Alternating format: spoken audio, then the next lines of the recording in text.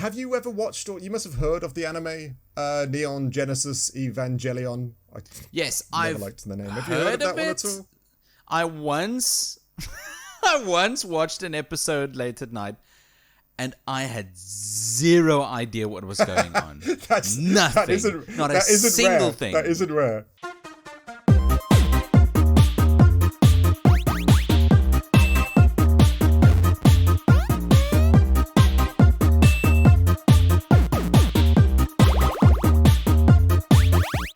Hello and welcome back to a brand new episode of everyone's favorite podcast, the Critical Arcade Podcast. I'm your co-host, Nick. And I'm Dave. Hello, Dave. Hello, Nick. Are you well? Yes, I'm quite well this week. I think it's because it's the first week in... Is it a month that we get to do the Indy 500 again? Yeah, it feels like that gap is getting longer and longer because we look forward to indie games so much in regards to some of the games coming out. But yeah, it's been about that. I'd say it's been quite a while. Quite true. I think there's usually a month in between these Indy 500 episodes, but you're right. It feels longer. We've only just been spoiled with some games, but I swear that gap is just because there's so many just meh games out there. Especially on mainstream ones. Which we're not allowed to say because of two reasons.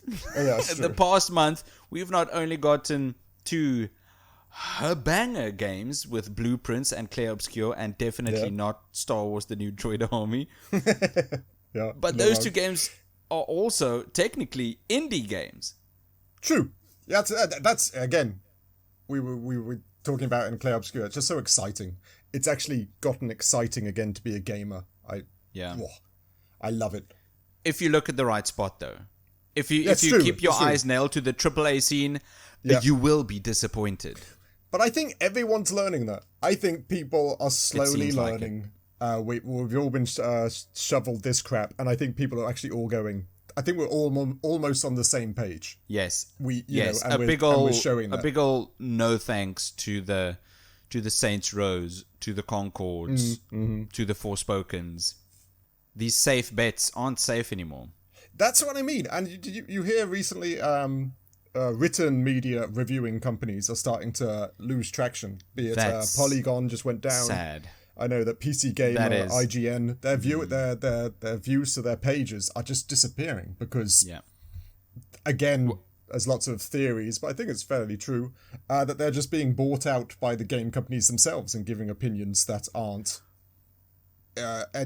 covered in any degree of this is good, this is bad. It's all just like I read IGN only give 7, 8s and 9s basically in the last year.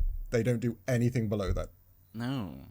How? Which is I know exactly. Helpful? How does that tell anyone the quality of a game? 7, 8s and 9s. That's not even Concord. I can't remember which one it was. Got 7 or an 8, and Suicide Squad got a 7 or an 8. They haven't gone lower than that number because this is their income. This is how they get their money. They get the free games. They just don't do it, and their viewership is just dropping off. They are basically closing doors. I am sad. Written content and copy for the internet and fans of this hobby that we love is dying. That's sad. I think it's video taking over. Yes, so and podcasts. IGN, I'd say it's a different problem entirely, giving 7, 8s and 9s. But still, I don't... At least if you listen to our podcast, we don't really, we don't pull any punches a lot of the time, right? We like to see a game for what it is, but if it is trash, we will call it trash. Absolutely. Right?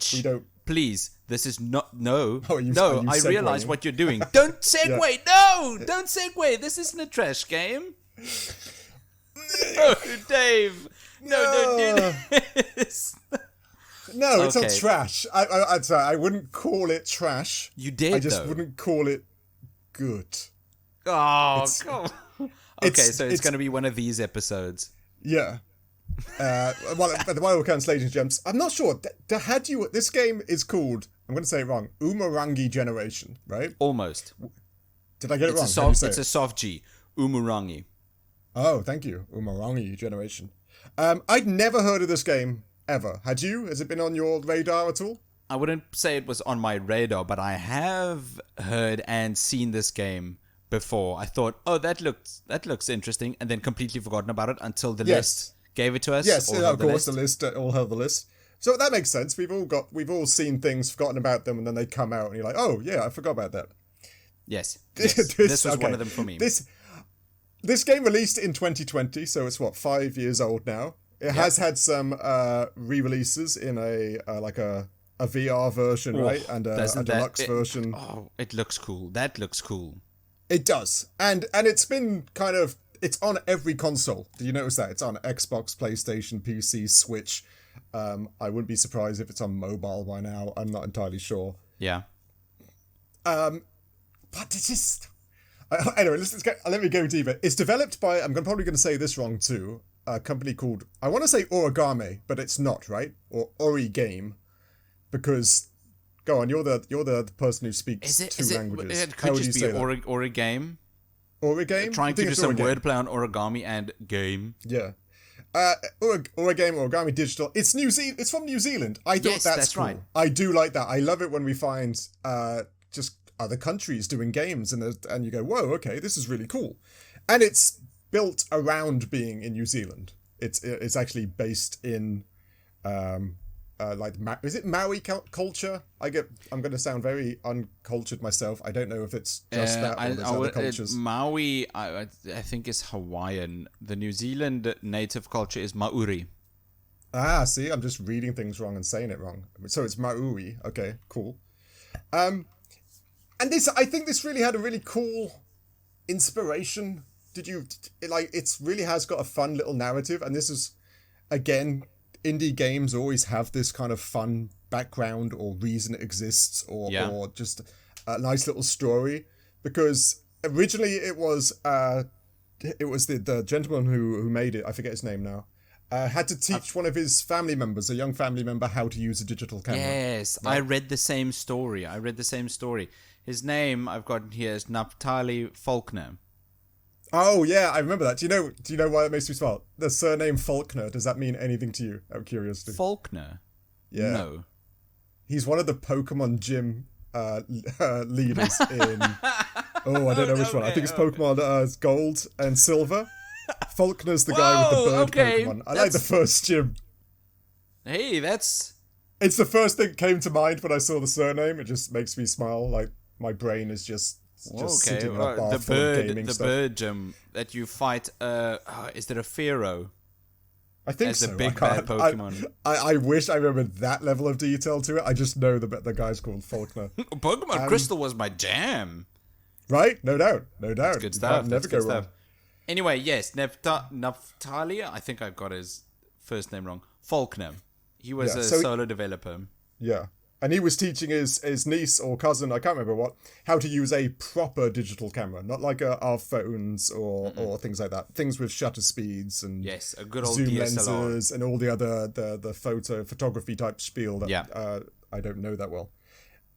And as he was saying it, he said he was doing it, and he just thought to himself, this just feels like a gaming tutorial, which I'm sure you must have felt. Have you ever felt that with all the kids that you have? Do you ever just sometimes think that this, life is sometimes just like going through a gaming tutorial? Like, you've got to do this. You can definitely think about going through life as a game, gamifying life. A lot of people have done that. And by playing games have taught themselves skills, or at least the method of learning skills to excel. I remember reading about someone that claimed Persona 4 on the PlayStation 2 changed his life completely.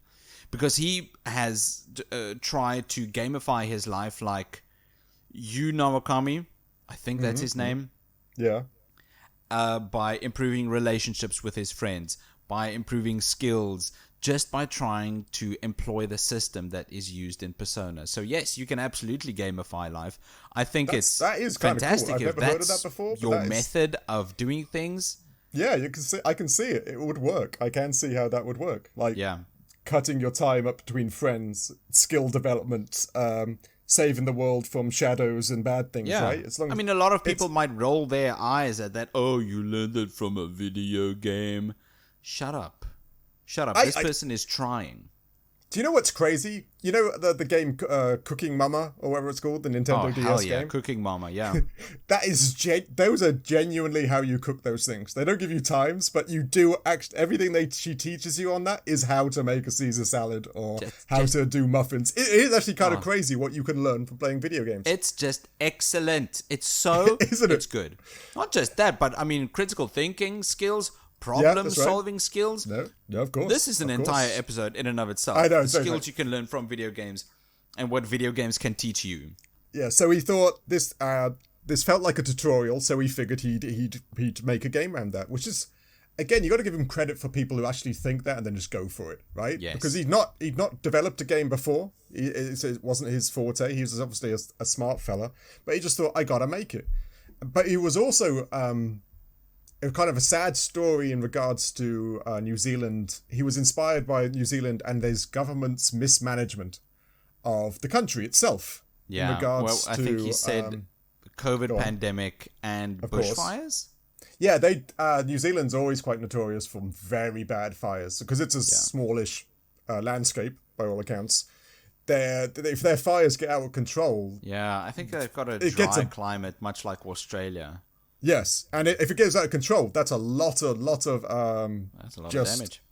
Tons of damage. It's hard to recover. It takes a very long time to recover regrowth and animals and all the ecosystem that's there. So it's very serious in New Zealand compared to, say, bigger countries like Australia, like you said. It's a very serious deal.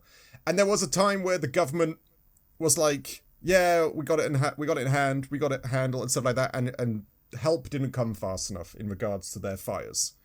And then the same thing in coronavirus-wise. They do believe, again, the most New Zealanders believe that the government didn't act fast enough, didn't care enough, didn't really have any motivation to actually do the right thing and to fix the problem. And this is why this game is inspired a lot by that in its narrative, because it's kind of anti-establishment by some degree, right? It's absolutely. I think you can kind of devise a lot of the narrative, and it's even very open-ended to a certain degree. Yes. No, it is. So you can kind of. It's so super interesting that a game like this employs a narrative model that gives the story in a way that leaves it not only open-ended, but you're also able to kind of fill in the blanks, use your imagination, and tell the story yourself or in a way that you think would fit. Yeah, interpret it to how your mind sees it. Yeah, no, I got you. Exactly. I think the narrative for this game, encompassing everything, is 100% my type of shit. Okay. Elaborate. How so? By playing the Dark Souls games, I've become accustomed to environmental storytelling. Yes, of course, I can see that. Having the environment and the things in it tell the story to the player instead of just a big fat old man dumping exposition. Yes, in a large hours and hours of cutscenes of just telling you everything you need to know, right? Sometimes that works. Sometimes that's fine. A Kojima game or a Yakuza game. Yeah. Sometimes that's fine. Other times I'd like to find it myself in the story. Yeah. I get you. I understand that. Because this is such an incredibly unique game and setting. It's difficult to not be at least interested. Yeah, no, that's the one thing this game does quite well. It does the interest side of it. By all accounts, we've jumped into narrative, right? Yes. By all accounts, this game is set in a... Do you know, I love the expression he calls it. It's called a shitty future or something. He termed it is the name of... It's a future that's not gone right. By any extent of the world, right? Yeah, he was frustrated by the cyberpunk setting. Yeah, because this was before Cyberpunk 2077 came out. He was frustrated with the cyberpunk genre because it never grew past that 80s inspiration. Yeah, no, I got you. Yeah, which is what frustrated him. Yeah. So he kind of did it himself by, what did you call it? Shitty shit. I can't remember if he called it shitty future or just shitty punk. I can't remember what he called it. But like you said, it wasn't any pulling the punches. It wasn't roses. No. It wasn't a Disney version of affairs. This is reality, and a very dark and grey-stroked kind of reality. Yeah. Well, go on. I mean, if you take a look at the story that this gaming is trying to tell, you get the idea, and I say get the idea because it doesn't tell you. You get the idea, is literally what happens, that the UN in the future could have turned into some fascist group attempting to dictate or at least control New Zealand. That's what I got in this time of crisis. Yes. Time of crisis being an invasion. Yeah, you do, ladies and gents. You play. I felt like a young courier whose job is to fundamentally take photos during a very tumultuous event in New Zealand, and you're supposed to take photos and then send it off to courier, and you get paid for it. That's like the bare bones of it. But like you said, the world seems to be slowly just falling apart. There are soldiers deployed by the UN. There's a lot of propaganda about the UN in control and not to worry.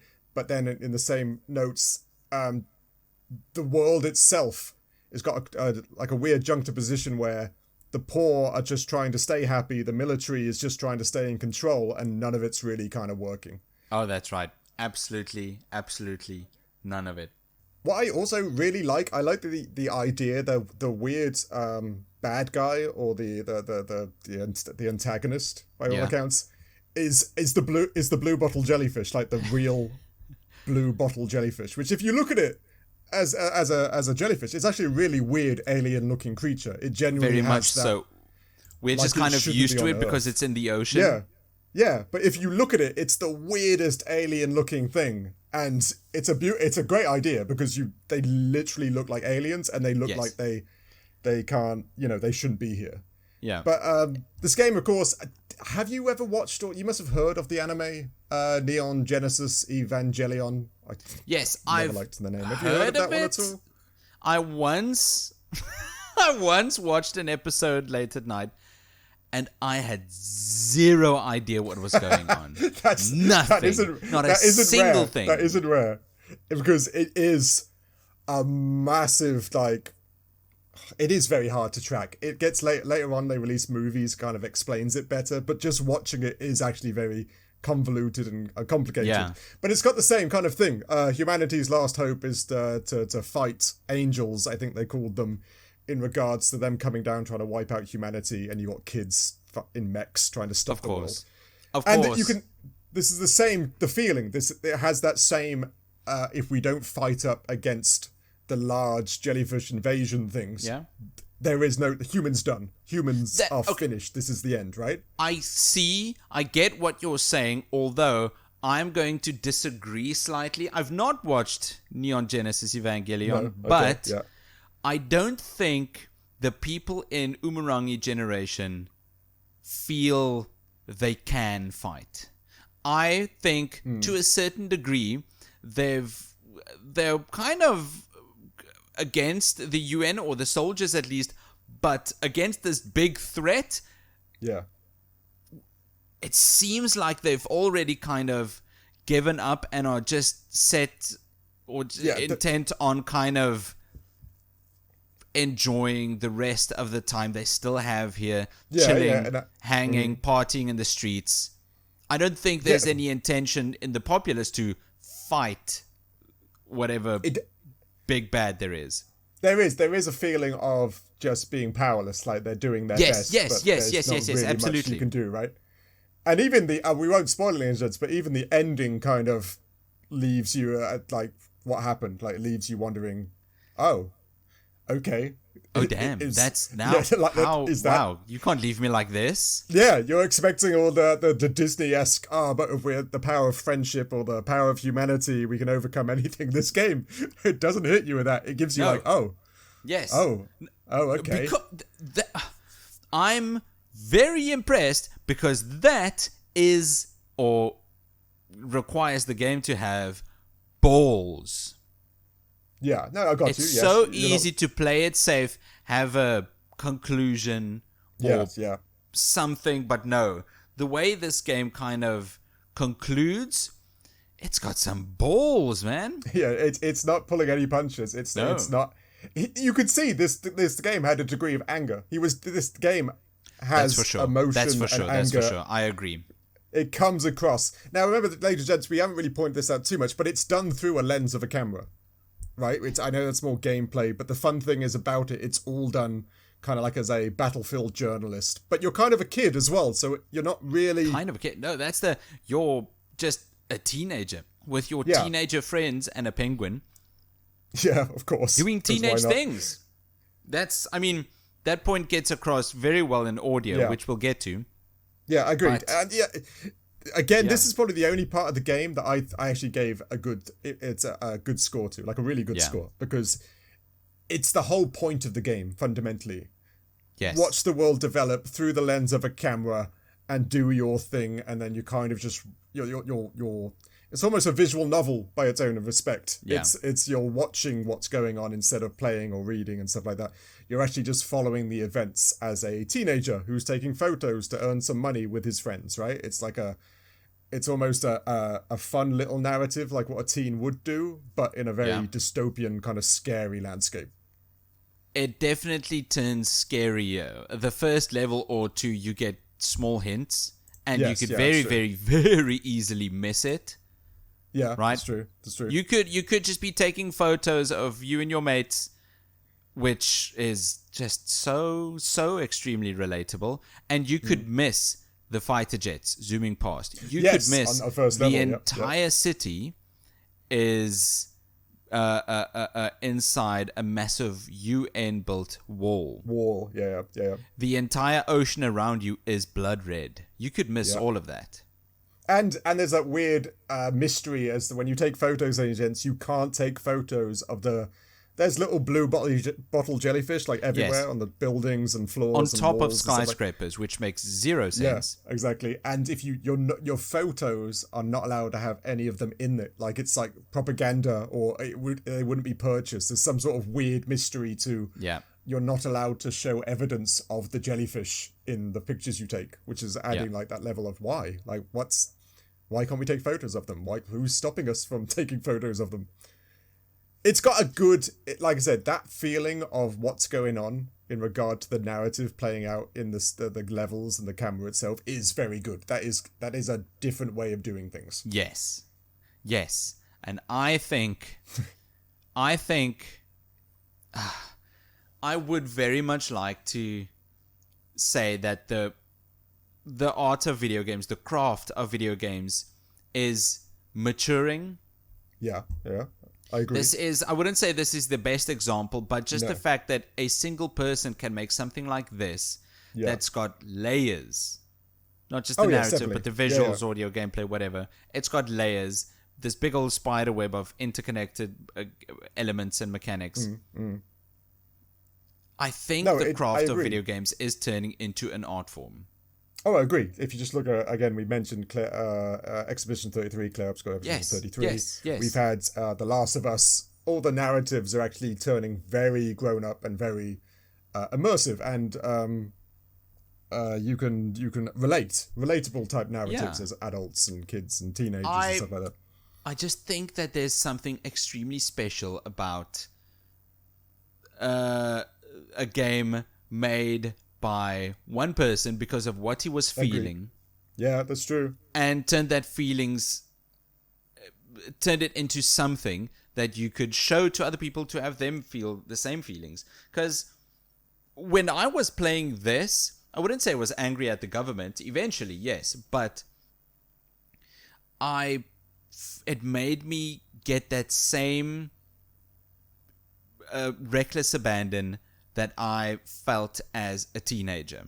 The point of my weekend was to shoot the shit with my friends. Yes. That is it. And just listen to music, just hang out, smoke things you're not supposed to smoke, things like that. Agreed. No, I agree. It does have that nostalgia that most adults or even teens really relate to. We all had very few things can make a person feel like that. That's very true. That is very true, and it does this well in a very simple medium and form. Anything else narratively you want to speak about? No, I was just about to say. Speaking of very simple. Yeah, I can't. Very simple is a great way of framing it. I put down here it's like a combination of Roblox and MS Paint. It just reminded me of like the MS. Remember at school when you were bored in IT classes and you were supposed to be listening, but you actually just got MS Paint out and started just doodling and drawing and just doing squares and shapes and stuff like that. It had.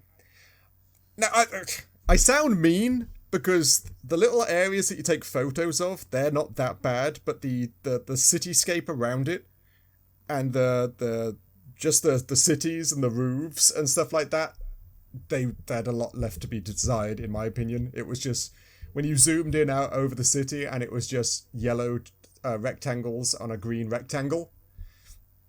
I was like, for me, go on. You know what? I hate that I get what you're saying. Yeah, go on. Damn, you're right. This does look like what was it? MS Paint and Roblox. Roblox, yeah. I've never played it, but that does. Roblox thing that I've seen online. That sucks. It does, but it's a visual style. Okay, you know what? The argument I'm going to take for this is. Last week, I talked about the difference between graphical fidelity and art direction, right? Yeah. You could have a game with the most graphical fidelity possible. Senua's Saga, right? Hellblade 2. Or you could have a game that's got just an absolute ton of art direction. Yes, I got you. Like, I don't know. Octopath Traveler, I think, is the one you mentioned. Persona 5 is also another one. Yeah, and, but you're going. Clair Obscur mixes them to a wonderful degree. In this case, I think where a lot of people say that this game looks horrendous would be that they are kind of getting confused between looking at a game that's got low graphical fidelity as opposed to a game that's got a very specific art direction, which is what I'm proposing this game has. A very specific art direction. Yeah, I do know what you mean. And like, there was one thing when I was playing this game, because we're playing the original version and it did get re-released, sorry. Yeah. And I couldn't stop because I know there's a VR version and I just thought the VR version of this game would be great. It would. It really would. Just the way of being in there in those bright colors. It really would be a lot more fun. The only thing... Weird question. Did you ever play a game called Jet Set Radio? I've seen it. Have you ever Jet heard Set of it? Radio. What's that? It's the Dreamcast. Xbox. I think it could have been Dreamcast to do it. The original Xbox is the one I played. It was a roller skating graffiti game fundamentally, right? This had that same vibe to it. Again, it's the teens with nothing else to do and free spirits and all that aspect of this game. But again, I couldn't... One of the problems with the visuals for me was also the gameplay that I can't go into it. But it just didn't hit for me. And I get what you mean, because I do agree entirely that I don't need to look for pretty textures and wonderful water effects and stuff like that. I do like Half-Life. The original Half-Life game is great. I still play that to this day, and it looks horrible now, right? It looks bad. I played... I'm trying to think of a game that looks horrible but's amazing. Can you think of a game that looks horrible but is just a banger in every way? Minecraft? Oh, I just don't like Minecraft. Oh, come on. You're right. That is the perfect example. But yeah, you're right. Minecraft would be the perfect one, where it's the visual palette is kind of meh, but the gameplay itself is what you're in for. And if you like cubes, then by all means. The visuals in this just really didn't resonate for me, but I'll argue that the gameplay frustrated me, and that probably coloured my view of the visuals as well. I get that. I think I almost said the same thing in gameplay, but the visuals, for me, did hit. And I don't know why it hits for you but not for me, because I wrote notes I've got here is that this game employs the visual style of low poly. Yeah, of course. Low poly being the main visual style of the PlayStation 1, because that's all it could generate. If it's not a pixel fest like Symphony of the Night, then it's a low poly visual style, because that's all it could handle. Right? And these days, low poly's been making a comeback. Of course, yeah, no doubt. We've got loads of games like just coming up. This, that came out a couple of years ago. Signalis, that came out a couple of years ago. All these are low poly games that's been making a comeback, I think, because people have become nostalgic for it. Agreed. It was like, what was that? Wasn't there a shooter called Red Hot or something like that? Was also Super just hot. Shooting stick figures around in like a Wolfenstein type environment, just 2D corridors and stuff like that.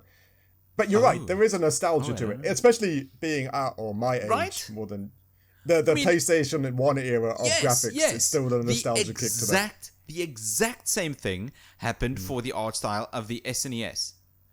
About 10-15 years ago, pixel art games became massive. And then some people said, what's this shit? These games look horrible. This is just a bunch of pixels. Yeah, like Terraria and... Yes, Terraria. Terraria, whatever. Yeah, go on. Just all of these types of pixel art games became huge, and people became nostalgic for what games used to look like 25, 30 years ago on the SNES. The same thing is now happening for the low poly visual style on the PlayStation 1, and I think that's the art style that this game is going for. You could be very right, very true. Out of curiosity, are you someone who likes photography and stuff? Like genuinely has like a passion to take photos, so like, because a lot of people do. Do you have like a passion for taking photos by any chance? I don't. My wife and I, we do actually own a DSLR camera with a couple of lenses. Oh, nice. Yeah. But we just don't use it ever.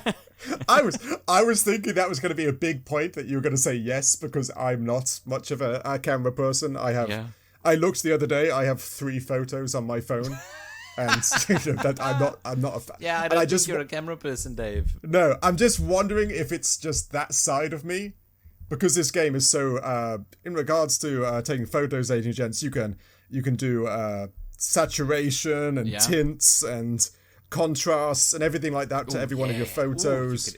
You can edit the shit out of all these. Yeah, these if you're into that type of thing, there's a lot of gameplay. It's a lot of fun.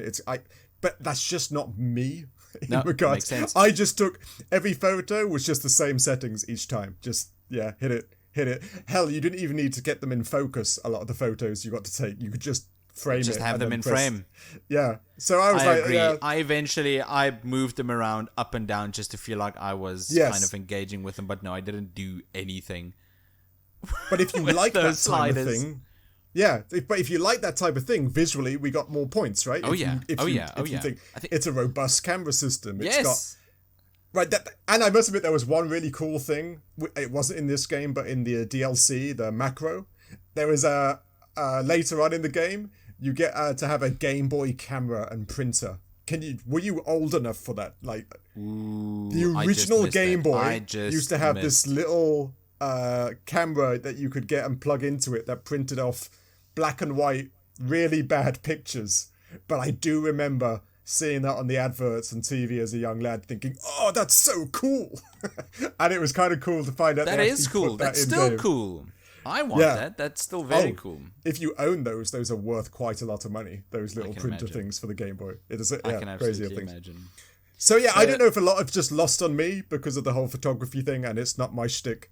And again, I'll later go on to it. The gameplay thing kind of grinded my gears. So I guess maybe I wasn't taking in the sights and the scenery and stuff as much as one should and stuff like that. I did enjoy the whole I did enjoy the old kaiju and the end of the world thing. The game progressively as the levels went on got more interesting visually. Yes. Because it told that story we mentioned before. Yes. The environmental storytelling became more, and it became bigger, and you could very clearly see the story that this game is trying to tell. The turmoil that the city is going through with the soldiers, the army, the kaiju, the populace, and the despair.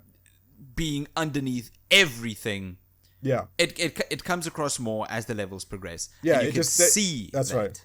Yeah, you just need a little get. As soon as you got like to level 3 and 4, you started going, oh, okay, whoa, okay, this is different. It's not just take photos of things. There's stuff going on. Yeah, which but that's the wonderful thing about it excels. That's the wonderful thing that this game gets right. I think the pacing is done extremely well. So yeah, that's true. That's true. The first level the story or two, pacing was just very good. It's good. But you're a teenager with friends, and you can hang, get in the sights. You can have some fun. That fun doesn't go away with the later levels. You still feel like that teenager, but now it feels like the world is ending.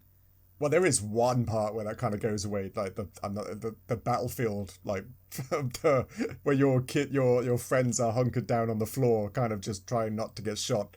Yes, that's kind of that. Again, it's kind of nice to see your friends all survived and stuff. Again, the narrative little keys that you play throughout this game and visually is quite nice. It does. Again, it's where this game excels. Visually, it really didn't do that much for me, though. Okay, audio then, Mr. Audio Man. Because again, I didn't give this the greatest score. But you did give it a good score. I gave this a good score. I gave this a good score for one specific reason. And I think you know what this one is. Soundtrack. Yeah. For this game is very unique. It's very special, and it manages to do something that I've not felt other soundtracks do in this very specific way. Oh, go on. How so? Like, I've always managed to kind of get to the core of the soundtracks for the games that we review. Mm-hmm. I can't do it for this game. What? So this game's like an enigma. I don't know. Enigma, sure, but I'm struggling to nail down what genre this is. I'm struggling to nail down what this music is doing. It's definitely doing something, and I can feel it doing something, but I am having a tough time dissecting it. So is that mystery of the music, does that add a plus to your regards and hearing the audio? Mystery, because it's so completely different. If you give me you give me a score, right, that was in Clair Obscur or Oblivion, right? Yeah. I can tell you in simple terms, right? Yes, okay. This is a string sextet with 2 violins, a viola, 2 cellos, and a contrabass with maybe it has a piano concerto piece later on. Mm-hmm. Right, all of these phrases, all of these movements, I can do that. This, I can't do that. It's just such a smorgasbord of like different sounds and styles and stuff like that. You can, it's not being pinned down to one thing. Is that what you mean, or it's just? I think so. Yes, I think that's it. And even if I find the one thing, I'm unable to truly figure it out. That I've gotten as close to this sounding industrial house or techno music, not just necessarily the genre, but what I'm feeling from this music is very real. The only sense that I'm getting from these tracks is that they really manage to fit the vibe of this game's visual style really well, and that the setup that you're a teenager. Again, shooting the shit with your friends at the end of the world. I don't know how the soundtrack does it, but it does do it. I was going to say that too. It's got that free spirit teenage vibe to it. Even though the world is going to crap, it still has that upbeat, you're young, life's world's your oyster type feel to the music, even though it's a juxtaposition to the world kind of falling really apart around you, right? Yeah. And I think enigma is the right word for the soundtrack. The only thing, okay, this is going to be weird because later on it comes to the performance. The one audio thing that I can't forget now is that when you start up the game, it just goes, Umurangi Generation, into your ears. Yes. I got that. Like I say, performance-wise, this didn't go that well for me as a game. So I heard that so many times. I was like, no! Umurangi Generation. Which, it's kind of memorable, I suppose. Yes. It's like the old style games again, where it used to go Sega and stuff like that. Like, it kind of like, it reminds you of the nostalgic pace, the PlayStation 1 era and PlayStation 2 and stuff like that. It gets in your head and it stays there. I totally get what you mean. The two sections coming after audio is gameplay and performance, and I think you've got a lot to say about those. Jeez. One thing I will give this, and you mentioned it earlier, and I didn't write this down in my notes, the fact it is that those jets in the first level, and out of nowhere that sound comes across, doesn't it? Because I didn't even know what the first time I was playing it, I didn't know there was anything happening. I just heard the noise. And the screen shook a bit, and you're like, what's going on? Like, is there a kaiju? Is there something going on? And I didn't actually see it. But the sound effects did give you that intense something's going on, right? There's that you puckered up a bit in regards to, whoa, what's going on? Yes. That was quite good. That was quite well done. Apart from that, the audio for me was, again, I'd argue that my gameplay frustrated me, so I was starting to kind of lose my inspiration to play it. But anyway, it's a good segue. What did you think of the gameplay? No, wait, there's one final note I've got in audio. Go on. Just the last final note that is slightly disappointing, but very, very impressive. Go on. The fact that there's no voice acting. Okay. Besides for Mystery Man that says Umurangi at the start. Yeah, whoever that is. Yeah, that's right. There's no voice acting at all, anywhere, in this entire game. Which is impressive that it can tell this story that we've been talking about this entire time with no dialogue, zero dialogue and voice acting. Yeah, but you're right. That is an art form, by all accounts. So disappointing. Because the Kiwi dialect is one of my favorite accents in the entire world. So you were geared up to hear some sultry, I would have loved accents, it. right? Oh yeah. By all accounts. Before I could get some Kiwi, get that accent around here. I'm on a building. Look at those jets fly over. I feel like I'm there. Your accent was spot on. I felt I was in New Zealand. But yeah, true. Nobody who doesn't love that accent by all accounts. Yes, and it is none of it's in this game, which is impressive and disappointing at the same time. That's very true. Very true.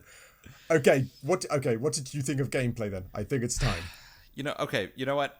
This game, first of all, objectively, this game is categorized as a chill game. You could turn on this game, especially that first and second level. You put this on. Yes. Yeah. It's a chill time. You can get cozy. Due to the gameplay and gameplay elements, it's just you, your camera, and this big environment of low poly that you can take photos of. No puzzles, no combat, no enemies, which goes directly against the setup for the game, right? You're in a combat zone. There are kaijus, but there's no combat, no enemies. Yeah, no doubt. Just it goes against the setup, the entire the gameplay elements.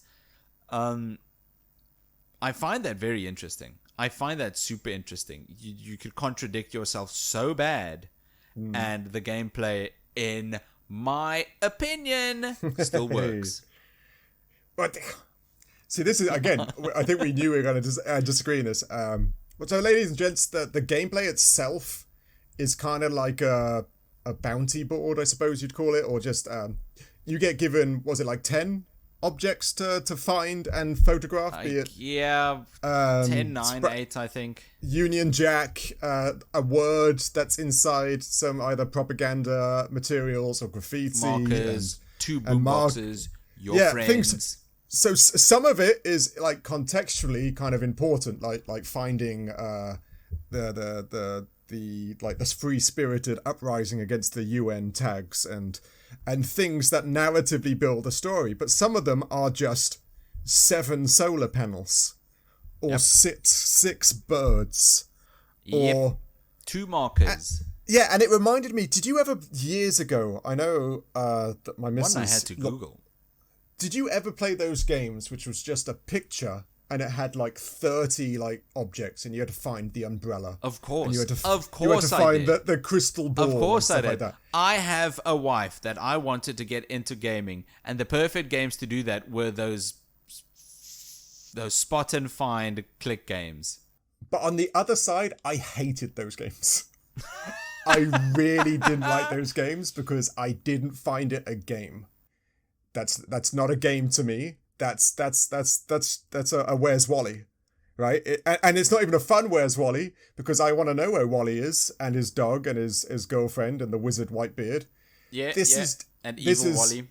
Yeah, this is markers or some of it was it was so frustrating because one of them was 7 solar panels, right? I must 10 have solar panels, I think. Was it 10? I must have taken 30 photos of 10 solar panels. Every single... I had to count them. I was like, is that 10? Yeah, it's 10. Or you had to do just these little things. What you did and wrong, I was getting driven... wrong. Because in my mind, I'm thinking, is it supposed to be a special set of solar panels? Am I supposed to find some, like, unique story-driven solar panels in some regard? Because some of them... Like there's the mortar with the shark on it, and it says... Yes, I didn't know what that was. I had to Google. Yeah, look for Sharky. Who's Sharky? What's Sharky? Right, and by all accounts... I'm on top of a building. How do I find a shark? I thought the same thing. I thought it was some sort of like uprising tag, right? They're called the Sharkies or something like that. Yeah. And I was supposed to look for some... And of course you got a 10-minute countdown just working against you. Just because it doesn't really do much. You get bonuses for money making, which I don't particularly know what the money making side... Did the money making side of things unlock the lenses? No, but completing all objectives did. Yeah, but why were you getting paid? What was the point of getting money? Like, you were getting money for shots. Objective. Only one of them. Some of them was a money objective. That's what I got as well. Right? Only to fill that objective. Again, I played some of those levels. I'll admit, the first level, the Union Jack, 35 minutes. Whoa! I was looking for that thing. I was looking on buildings, tags. I was looking everywhere. I did not see it. And I'm British, so of all the people it's supposed to jump out at, it is me. I couldn't find it. Minutes. I'm like, oh yeah, I could not. I was so annoyed. That's why I know that all those buildings just have yellow squares on them. That is insane. Because that is an incredible amount of time to be looking for what and was one of them the underside of a skateboard. Yeah, I know. I felt like an idiot, don't get me wrong, and I was frustrated by that. But one of them was the mountain in the background. Yes. And I was like, how am I supposed to know that? Now, okay, eventually you could kind of work it out. But do you know how many photos I just took? I just started spamming. Like, is that it? Is that it? Is that maybe it? I got the gameplay... Yeah. Just was too frustrating, and the frustrating aspect of it kind of took away the fun. I didn't find this a fun game to play. I found it a nice narrative, an interesting setting, and stuff like that. But the gameplay of it was just annoying. I just found it all really annoying. I see. I don't know where the disconnect is between you and this game. I connected with this game in a way that I think it wanted to. Somehow, I could have interpreted what the bounty board wanted, and I took the photos, and I managed to get most within 10 minutes. I had a fine time. Oh, really? Did you do... Yes. How about that one when you're in... I don't know if you're in the underground or something, you're in a diner, and you had to find 2 and 3. That's the clue. Find 2 and 3. I don't know if you got to that part, right? No. So that's a pretty vague sentence. That is Find vague. 2. So I looked everywhere for a 2 or a 3. And we got posters, we've got backpacks, we've got tables, we've got cigarette packs. I was looking everywhere. It's in the cafe, 2 and 3, the tables. Because there's 3 tables and you're supposed to take a photo of only the second and third one. the like, table's named. Table numbers 2 and table number 3. Only if you looked if you looked really close on the underside of the table leg, there was. Yes, okay. I missed it again. But again, I was looking for, and of course my timer's run out, and I'm like, what? Yes. I got frustrated by this game. I get it. I get it. I do get that. I had one case like this as well, although I think I'm going to chuck that up to performance. Okay. But the gameplay, I'm sorry. I liked finding these things and taking the photos. Granted, I think that's because it didn't take me the better part of an hour. Yes, I give you. I must have maybe I'm dense to these types of visual games. I don't know. Maybe it was just my length of time it took me. But I do think just telling you, take a photo of Sharky. Yeah. Of 2 and 3. I think that's too vague. Yeah, I think some of them were too vague. Some of them perfectly, like the Union Jack, that was my own fault. I'm looking for a flag, sure. And some of them like 7 solar panels, 6 birds, 3 cigarettes, 3 lit cigarettes. Okay, yeah, there's 3 people smoking, so that made sense. Yeah. But some of them were just so vague, and it just took me too long to complete these levels. You there. I keep coming back to the fact that this is only a photography game. Yes, it is. It is. The entire point of this game is to take photos of your surroundings. Yeah. But your surroundings are low poly PS1 style. Yeah, no doubt. Some of the worst there is. That's the art style that was intentional. Yeah. But it's just it's extremely interesting that you can make a game about looking at your environment, having that environment look objectively bad, and having the game then be good. How does that make sense? I agreed. And ladies and gents, a little qualifier out there. This game actually did win awards. This one, I'm not surprised. It won kind of like I can't remember what it was, but it was awards for concept and idea and storytelling. Yes. Yeah. It did actually. Again, most people actually enjoy this game. If you look at reviews, it's like a good 8 out of 10. It just didn't click with me in this regard. Obviously, clicked with Nick over there. But know that a lot of this is probably just my side of things, my opinion. Again, this game on the whole is seen quite favorably by a lot of people. Yes, but I do also think that there are loads of people who also did not click with this game. This does seem like it's got a very specific audience that and again, click with this game. I'm not a photo person. There's just this is just one of those times it's the opposite of Slumdog Millionaire, where all the questions are just part of your life and you get all the answers. This was just all the things that aren't part of my life, and except for I do like kaijus and Godzilla and even who doesn't? Who doesn't? Yeah, exactly. So, but yeah, it just didn't click. Gameplay just frustrated more than it was fun. Thankfully, it's a very short game. Yes, crazy short. You could play the entire thing in an evening. Yes, you're supposed to play each level for 10 minutes, and I think there was 10 levels. Was it 10? I think it's less than 10. Yeah, I was thinking 7 and 8. 7 or 8, that sounds about right. And the final level's not really a level. It's kind of just the last chapter. It's just the end. It's the wrapping up, which is a good ending, though. So yeah, gameplay wasn't the greatest for me. Anything else gameplay-wise? No, that's it for me. Okay, performance. I had the dumbest problem with this game. A problem I have never come across ever. What? I have a horizontal and vertical screen setup, like, as you know, right? Quite common. Okay. Most people have this, right? So I was booting this game up on the PC, lovely jubbly, everything's going fine, and I'm looking at my horizontal screen ready to play, and it boots up on my vertical. And I'm like, what the hell? What? Let me tell you, no other game does this. Why? My primary screen is my horizontal, always has been. Everything else boots up, Steam, everything, perfect. It runs on my horizontal. And it doesn't run it windowed or anything. It runs it as the perspective is a landscape monitor, but on a vertical one. So I can't see the options. I can't see the start level this side, and I can't see an exit, so... Oh...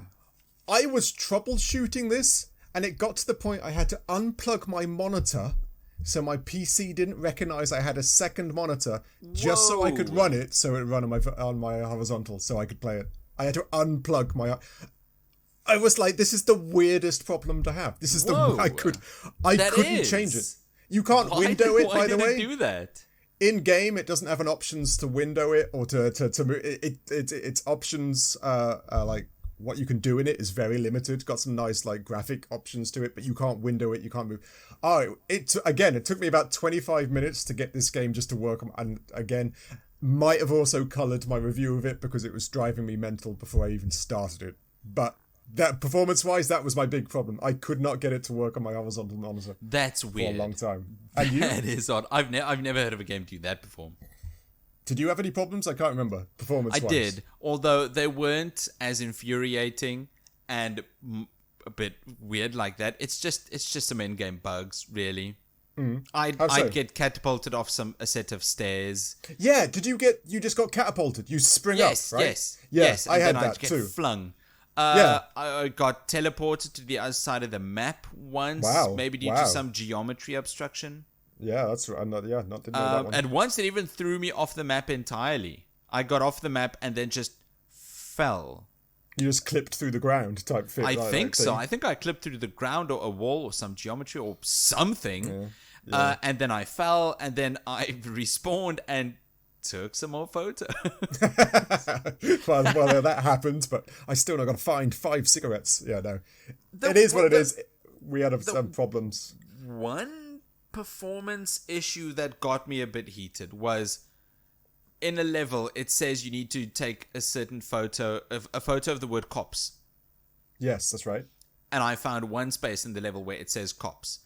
It's fairly big. And I took photo after photo after photo after photo of the word cops from every angle. It did not work. I used this lens, that lens, those lenses, nothing. So I watched a walkthrough eventually. Turns out I need to be standing on top of the word. And what? I know, I just need to be very close and then take a picture of the word, which makes no sense. No, it doesn't. But I did like the Kiwi one though. There was on the dystopian, like cyberpunky underground level, there was take a photo of a Kiwi and you could do the bird, the national bird of New Zealand, right? The Kiwi. There was a poster of just a sliced kiwi and it allowed for both of them depending on which one you found first. I thought that was nice. This game knows what's up. That's cool. Yeah. Okay. Anything else performance-wise? No, I think the frames were consistent at least. Yeah. It's not a difficult game to have your machine run. No, exactly. So it's not really that complex in that regard. Yeah, it's fine. It's good. Okay, value for money. Again, not particularly one I rated high. No. Value for money. Ugh. I think this game is unique enough to justify 10 or $15. Well, I saw it on Steam. Just the original version, like the one we played now, is like $6. It is quite a cheap game to buy, but who wants to buy the original? There's the special edition, the VR edition, which is a lot, and the DLC comes with the other one too. It is worth it is $6 to $10 to experience it, sure. But again, it games that same problem that I have with a lot of games, as you know. Once you know it, you're never booting up that game again. True. Very true. Not. But is that so bad? Do you need to replay these things? Can't you just experience it once and then have that little cozy memory? Well, cozy is the wrong word, but then have that unique experience tucked away in your memory. Is that not good enough to justify 10 or 15? Yeah, but you argue, and it's a good point, if the gameplay mechanics and stuff like that can bring you back again for a second roll through the storyline of the same storyline, that's fine, and there is value in that, right? This was an object-finding game. Which I can't find. Again, I told you I didn't like them years ago when they existed. I don't like them now. I can't find a lot of value in an object-finding game, even though the narrative is good. I like the narrative. I like the world it was built in. But it's still, to me, gameplay-wise, it's an object-finding game. And that's just, not worth much. It's not It's a good story. Style. I'm glad it's one of those things. I'm glad I played it. Because I like I say, the narrative style and the story and the reason why he made the game. That's really interesting, and I love that side of things. Isn't that just so much better than a game designed by a committee to make money? Yeah, exactly. No, and I love, like I said at the beginning, the idea that he had this and then just went for it. It's not easy to, he probably had another job, he has family, but then he had a thing and he just pushed it and put it all the way through and finished the game, made a creation. He can't be making games all the time. He's got a little nephew to teach how to take photos. Yeah. So that is inspirational, the idea, because it isn't easy. You hear all these narratives, it isn't an easy thing to do.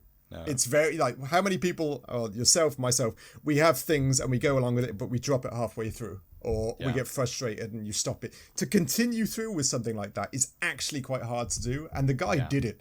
And I'm glad I'm glad I experienced the game.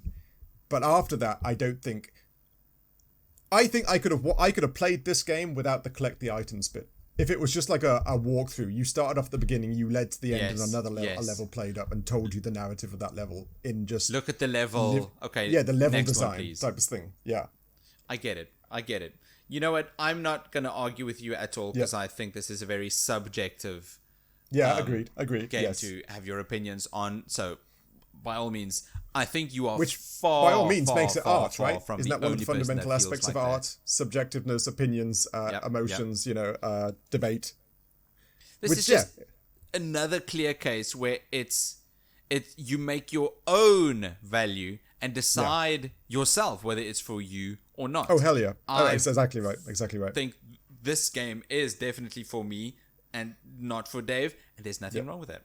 Yeah, exactly. I have played hours of XCOM, like more hours than anyone should ever play XCOM. I can't do XCOM. No, I just can't because do that's... XCOM, dude. Yeah. And you're right, it's exactly it. I played just unimaginable amounts of XCOM, which is fine.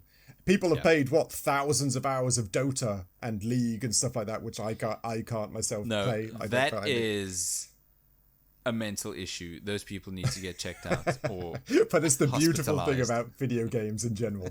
You always find something that you're passionate about playing and something you don't. And this just wasn't for me. No, I get it. All right. So Umurangi Generation, a game that seems to have divided Dave and myself. And we have come to terms that we do not feel the same way about this game. That's fine. Is this the end of our partnership? Do they break up could over it be Umurangi Generation? Arcade? Yeah, right. Is it over? Headlines, but it needs to be read in a Kiwi accent. Of course, that's of course. Obviously, everything. But the thing is, in a Kiwi accent, is David finished? It doesn't sound serious. It's like sarcastic and lighthearted. It's like, they're splitting up. They can't do this anymore. Nice. That actually wasn't that bad. That was the best one so far. Before I mess up by doing a bad one, let's go for the scores. What did we score this bad boy then? Our scores for Umurangi Generation: hung out on a rooftop and taking photos, shooting this shit, just having a good old teenager time. Unfortunately ended up in the middle of a kaiju battlefield, which is actually quite sad and shouldn't be joked about because only one score made it out, and that score eventually matured into the letter grade rating, I can't believe I'm about to say this, of D+. It's funny. Again, it's a fun in between because I think that's probably a bit too nice. That's not you think a fun it's probably in a bit between. Too small. Yeah, exactly, right? D+? This deserves more than a D+. No. But I think, yes, my scores for performance is brought it down as well as Dave's scores. Yeah. Now, granted, I'll give you performance-wise, that could actually be a me issue. But I played this game and had that performance issue, so it's got to be on there by all it's the game's fault.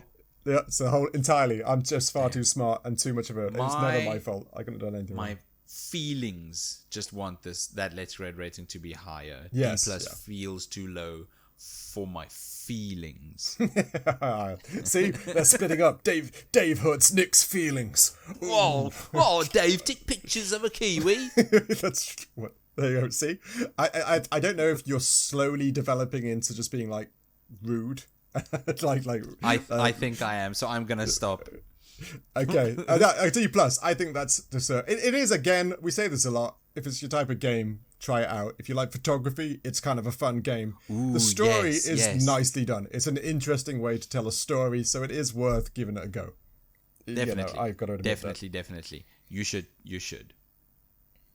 But thanks for listening to this week's episode of the Critical Arcade podcast. You could leave us a review, subscribe, shout at the top of your lungs on your roof that you should listen to Critical Arcade. Whatever. I'm going to be listening out now. At night, I'm going to listen out for people going, listen to Critical Arcade, or whatever. I'm going to listen if anyone's whispering, Umurangi. Oh, don't. Because I get stuck in my head. Oh, I scared myself. Anyway. Subscribe to us on YouTube or whatever podcast platform you listen to. Dave, where can we follow you?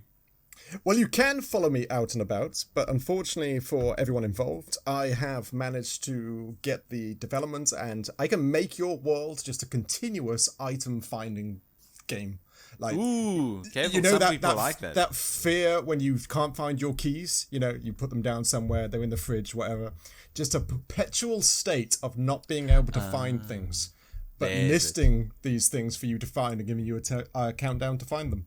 Just a perpetual state of just that pure, unadulterated panic when you lose things and must find them. That's what will happen if you find me.